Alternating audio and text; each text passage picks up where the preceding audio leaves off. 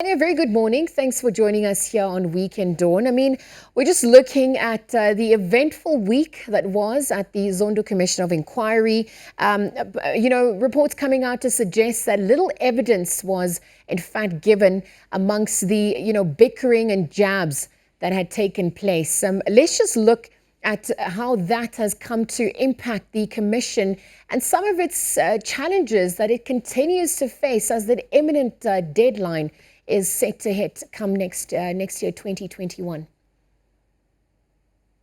As much as it's been a hectic week for the Zondo Commission, I think it's also been a disappointing week with regards to, the effectiveness of the Commission to reel in, personal, petty, factional politics that's been playing out through this Commission. Unfortunately, I think the Moyane Gordhan situation was also, catalyzed by the fact that Dali Mpofu was the advocate that happened to represent Moyane, and those had also other personal issues wrapped within itself. And I think that, Deputy Chief Justice Zondo needs to think about very carefully how he wants to go about the last, set of witnesses, particularly because Jacob Zuma is one of them.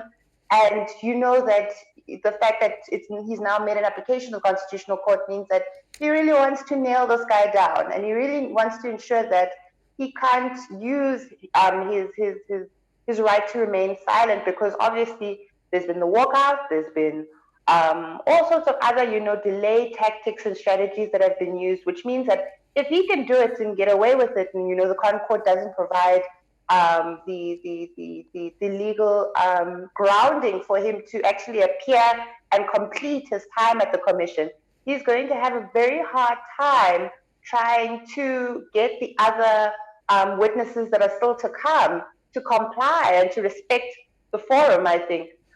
With regard to Matshela Koko, we need to remember that this is someone that has been, hunted for, I think, at least the last 2 years. And he's gone through several commissions, whether it be in Parliament, whether it be within Eskom itself, with the SIU report. Obviously, he's made claims around bias, and obviously has decided to go after all of these witnesses since September. Abraham Tosongo, Susan Daniels, saying that he is lying, or they are lying about the way in which the meetings took place with regards to Salim Issa. So I think that Judge Zondo, as much as he's been lenient, he also needs to remember time is really of the essence.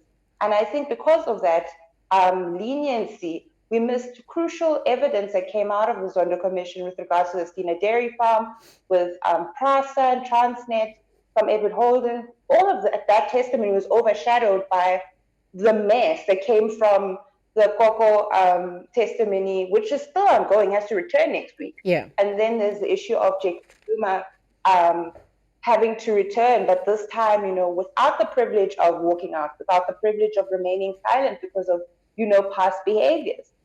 Now, Kanya, I want to then also touch on another key theme that's also emerged, and it actually alludes to the very definition of what state capture means. We've seen during sessions which were led by Advocate Skakane, as well as Advocate Dali Mpofu, literally suggesting definitions that somewhat, go or deviate from the original document that it was alluded to when we first began. So when you look at these dynamics and that framework, that obviously shifts what, is going to unfold in the Commission from here on to, how does that then ultimately, affect the meaning of state capture in South Africa?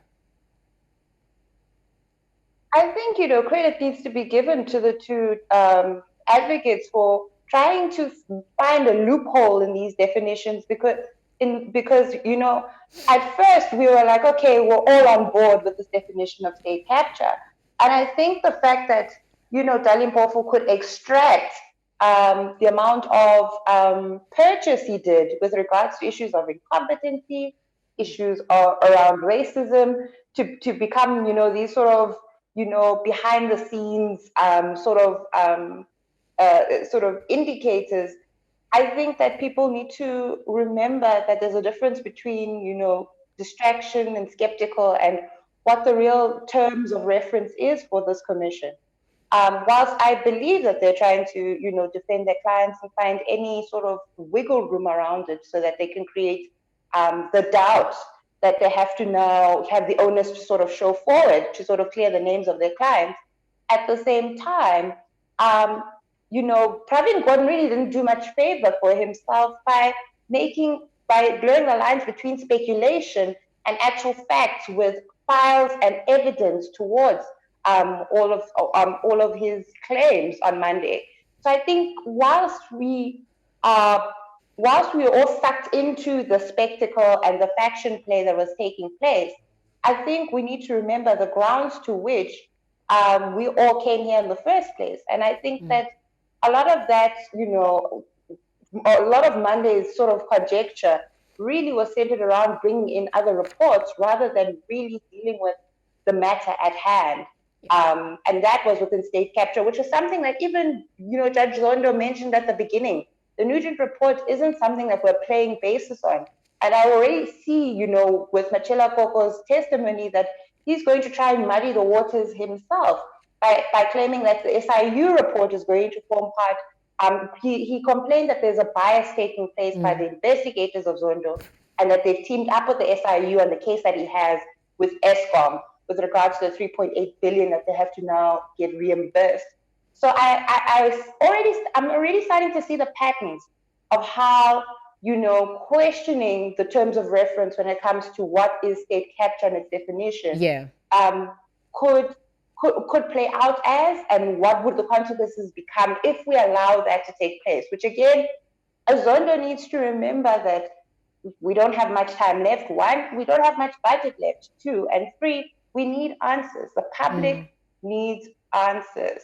So then, Kanya, I mean, it goes back to, obviously, as you've alluded to, the terms of reference that, perhaps provides a clearer framework of what state capture ultimately means from here into. But when we look at the time constraints that we're facing, when this final report of the commission is set to be submitted and recommendations are set to be made, I mean, how is this then also going to impact society, the politics and the development of society from here on to? I think that what we need to keep in mind is that with regards to how it impacts society, I think it will only really impact society once we see arrest. Once we see people behind bars, once we see money being returned to the state, if it can be reimbursed to the state, I think people have almost forgotten the fact that there's still the whole extradition that's taking place between, the UAE and South Africa with regards to the Guptas. And I think even that, people have forgotten the fact that we're sort of fighting a losing battle, in a sense, when it comes to that, because it seems like between governments, the needle's not being pushed forward with that regard.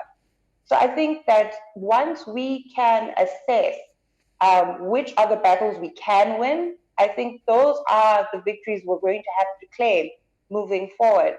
I'm not necessarily saying that the Zondo Commission is a pointless exercise. It's incredibly important when we talk about statecraft. How do we develop a nation when such illicit activities is taking place behind closed doors? How do we create the mechanisms to now safeguard the state so that something like this doesn't happen again in 30 years' time? I think that we need to remember that this exercise is not just to ensure people are entering into jumpsuits, but also to ensure that people remember the whole point of what a public servant is, regardless of whether that person is in government, as a cabinet minister, whether that person is in an SOE, whether that person is in municipal or provincial level. There are set responsibilities, and you're not above the law. You're not above consequences. And I think this exercise is incredibly important in democracy or democratic practice, that there is consequences and that there are ways and means in which we can hold people accountable. And I hope that, South Africans remember that when we do see arrests, when we do see prosecutions, and I think the next step really is to ensure that your NPAs, your SIUs win their cases, and there's a substantive evidence that comes commission like this really puts people away. All right, Kanya Bonani, again, political analyst. Thank you very much for joining us here on Weekend Dawn, just giving us a roundup on the news week for today. And